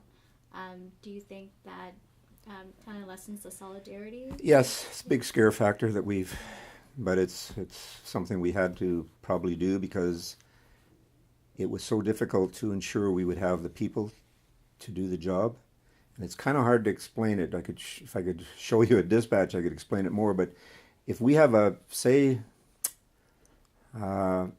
we need a lot of people Friday night for, say, Deltaport, but Friday morning we have a big car ship, maybe needs 100 people. Well, 100 people will come in and take the car job. We get to Friday night, all these people that came in for the cars were maybe rated to drive bomb cart or top pick at Deltaport. Now they're all gone because they all went in the car ship. Yeah. So now we have this major dispatch for 4 o'clock in the afternoon. All our rated people went to work. Yeah. We had to put a system in place that gave them an opportunity to pick their job, but so we could use their rating. If I can, I'm trying to explain it. Yeah. We didn't want to lose their ratings, so we had to. That's what we did in the early stages of Deltaport. We just knew we had to do it Yeah. because it wasn't working out. We were getting shortages where we had people going to work with their rating, and you can't stop people from going to work. Yeah. But we had to put a system in place that it almost forced them to service their rating. Yeah. Because if they didn't pick the prior day, they came in the next morning. Sometimes we would say, "Sorry, you're not going to work," Yeah. Yeah. because they were looking to get they didn't want to service their rating. Right. Okay. It's the bottom line. So this wasn't a way to force them, but it was a way to ensure we were getting maximum use out of all these people we trained, because we had to train hundreds of people. And you mean ratings as in like their tickets they have? It's a rating to drive lift truck. It's a Oh. rating to drive top pick, bomb cart, dock gantry, checkers. To run These are machines. machines or specific ratings where you're trained, and once you get it, it's called a rating. So now you Okay. have this rating, and ratings are dispatched before work jobs. If I'm a top pick and they need 4 in the morning, it's just a regular dispatch. They just need a few extras. They need 4 top picks. If I come in the morning and I have that rating, I have to take it or go home. Yeah. I have no choice. I can't turn it down, or else, unless they've changed the dispatch since I've been there, you got to take that rating and service it. So it was just a method of ensuring that we got the right people doing the right job, and most people now love it. Yeah. Yeah. I mean, it does lose the solidarity part. You're not getting the hall atmosphere, but there was no other way that we could see clear of doing it. Can you tell me about the Delta Alaska train ship? Do you know anything about that? I know a little bit about it. Joe would know more about it, but it was a service that came into, if I had a map, it was near this Fraser Surrey dock. It's Okay. just part of where there's a slough in there where they have the fish boats. Right on the point of that. Anyway, it came in there, and it loaded rail cars. It was that's why it was called the Alaska train ship. It was just basically, and they could do it in 2 shifts. They would usually a day and finish it early in the afternoon. But we had a crew of switchmen, and they would unload whatever came in these box cars, because I have no idea what came from there. Yeah, they'd unload them, and then whatever was loaded into them, then they would bring the fulls in, and so they would switch out and then switch in the cars to make it. I think it showed once a week. I'm trying to remember the schedule. Thursdays. I was listening Was to it? Eugene Dutour. He was a switchman. Oh yeah, Yeah. Eugene, Duder, yeah. Yeah, he Yeah. from Whittier, Alaska. The Oh, was it? Yeah, Yeah. yeah. Yeah, it was a Thursday. Yeah, I thought it was every week. Yeah. So switchmen wouldn't be in a gang per se. No, it would just be a crew of guys. They actually had their own crew that they just would show up basically unless there was one shortage. They knew that you're the Alaska train ship, and they would rotate. One crew would do 1 week days, because the days was unless it changed, but I think the day was the long hard, and then the afternoon was a couple of 3 hours, and you're finished. Okay. So they would rotate. One crew would do the days this week and afternoons next week or whatever. Yeah. Okay. Can you? I don't know if there's too many to list, but how many strikes did the longshoremen go on in your time?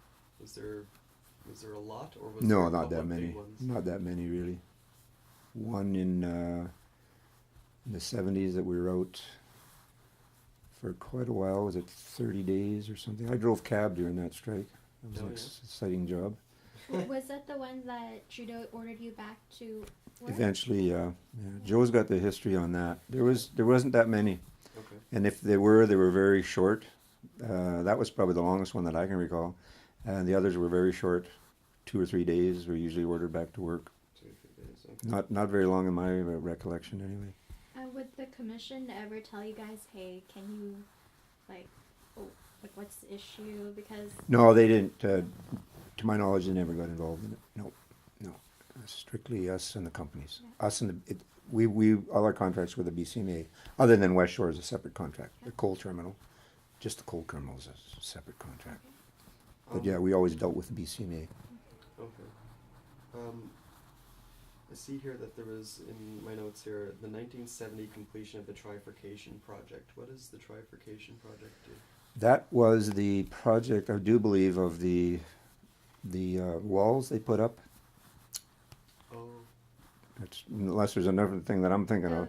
The training walls for the silt and whatnot coming down the river. Yeah, Oh, so they okay. didn't have to dredge as much. Yes, yes. Yeah. That's as far as I know what it was. And we didn't have any, at least.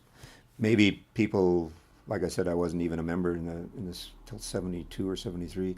So I don't know if the local would have anything to do with that at all. Okay. Would it be strictly a harbor commission and whoever else? Probably they would involve some of the terminals to get costing. I don't know because it's beneficial to them too. But Yeah. Okay. And the Searle elevator was torn down in 1968. Do you remember that event? oh yeah, I mean I didn't watch it totally, but I mean yeah, that's why I say that's where I got my first job. So it's Yeah. quite a memory for me. Yeah, Okay. yeah. And that was basically we had the elevator was still up, and we were starting to do some work over there as the terminal was being developed, Fraser Surrey Dock. So we had vessels in there loading lumber, maybe even some steel products. As the terminal was getting developed, one berth at a time, you might say, it just kind of grew from one berth into another berth to another berth. And yeah, and then at some point they needed to get that out of the road to get more dock space and more vessel, dock area. So yeah. Okay. A lot of the pictures, if you get a chance to see them, we have that the Port Metro had of some of the old Fraser Surrey pictures are actually. I don't see any of them. I can't remember any of them showing it being knocked down, but of actually vessels working there with the elevator still there. Oh, okay. So we got some pictures showing that. So Oh, good. Okay. Do you have anything else, Michelle? There was a huge Russian wheat deal, which is, do you recall the huge Russian wheat deal, which is why there was so much wheat handled at Cyril Elevator? not really why it was. I think it was more just to do with the wheat board, Canadian Wheat Board, looking for sales and got a major customer in Russia, and I would imagine that's where it derived from. I would think, and yeah, we didn't get that much because it was just one elevator, but I'm sure they had a lot of it going out of Vancouver because they have a lot of elevators in Vancouver. But I only worked on that a few times, but we did do a lot of in that period of time till it was knocked down. We did do quite a few vessels. I remember I didn't get on. It was a good job in those days compared to a lot of the other jobs. So you had a lot of them. I was only a casual. Very seldom you get on it unless it's a job like that, shoveling the wheat. But a lot of the guys would call trimming, wheat trimming. They would do the spouts up on the deck to trim the the wheat to get it into the corners and whatnot. So it was not the best job, but it was better than say down below in sacks. So we had guys who would come out and do that as a rating they had, I guess you would call it, and they liked doing that job. Was a good job. Okay. Yeah. No, But we had that, and then one of the bigger things too was the flour contracts we had. We shipped a lot of flour out of this port. when was this? It was in the 70s. And where was it going to? A lot was going to India. A lot was going to countries like that, more countries that weren't doing so good. A lot of it was Was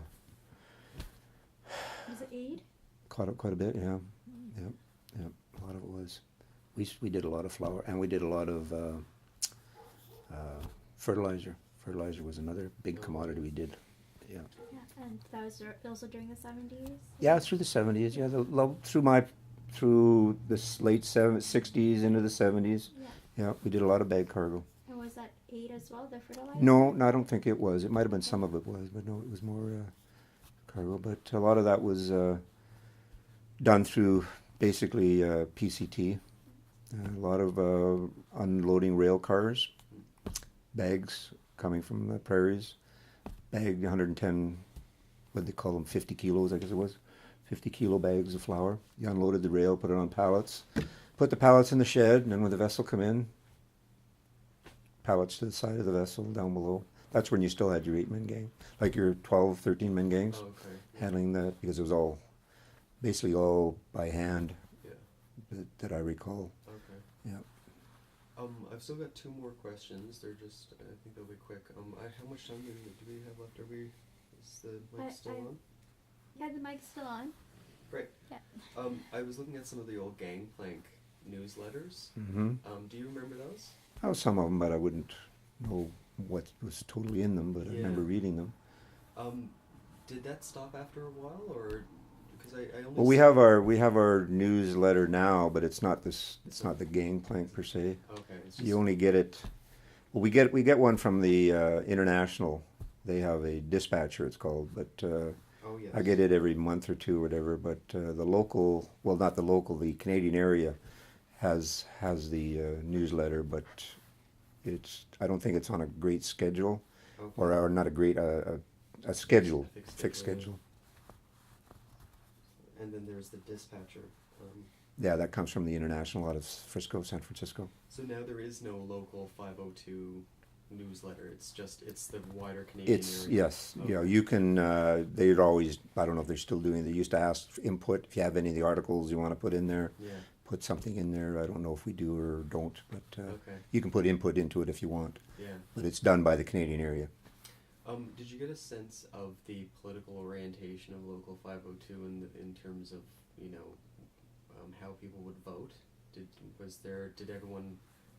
Did people get together around election time and say we need to support one? Not or another? that much. It's there during a lot of elections. We would have not all, but some elections. I'm talking about provincial. Yeah.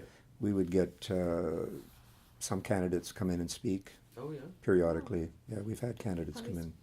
Candidates who are pro-labor, most probably. Yeah. Yeah. Okay. Yeah. Mostly NDP. Yeah. Yeah, they would periodically Yeah. show up, and we'd invite them down, not just show up, but we'd invite them down. I don't know if they're still doing that or not, but yeah, the union as a whole, not our local per se, but the union Canadian area. I think Vancouver is more politically active than we were, Okay. but some people are totally against it, and some people are for it. It's quite a touchy subject, Okay. as you might see in other unions where you'll have, say, whether it's the teachers or somebody, why should my union dues go towards a political party that I don't support, blah, Yes. blah, blah. So it can become a bit of a problem. I haven't seen it in our local. Okay. Whether it is there or not, I don't know. Okay. But we have supported candidates Yeah. in small ways over the years. Okay. Some financial, and through the Canadian area, there's been some support. Okay.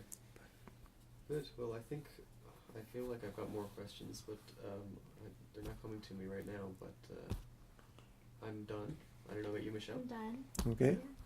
Hope I helped you. Yeah. Yeah, you did.